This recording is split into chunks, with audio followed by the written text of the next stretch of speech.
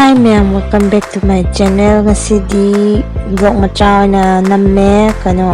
tarpon heisoi thinbagi aduga aina angang ma'am khar chana bana cupcake semane bako ado cupcake se semna bedamakta aina sidaista moida cup ani laure chini cup ama laure aduga baking powder chamach macha ama hape aduga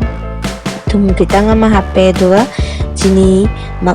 cup amaga hape aduga sangom mahi cup tongga tawraga sise fajjana mix tawbirani aduga akhoi refined oil do 5 ml ama hape aduga ikon bada vanilla essence vanilla essence 5 ml amaga hape ko aduga fajjana mix tawrani bit tawrani ko minute ahumuk bit tawi ko ina taw matamda haidi mai matum do yaudana ba pura smooth oiba wong tawe ko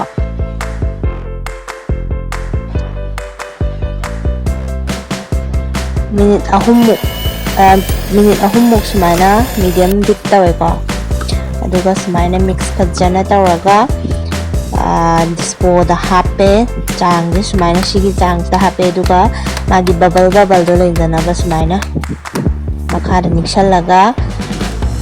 ahambagi semgibadun chap mane cooker sahanbada minute 5 mo sahala matungda hujiki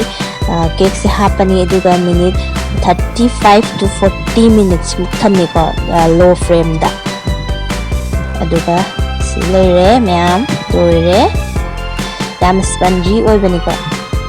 dum ma'am su semaga charaga yengbiyo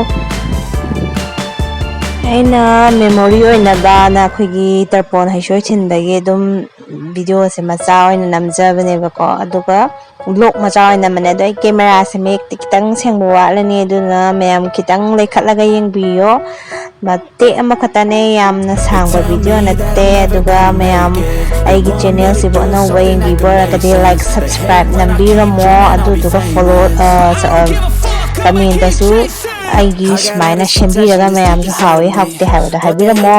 matung tarakpadasu ma'am thakatcharake thank you bye bye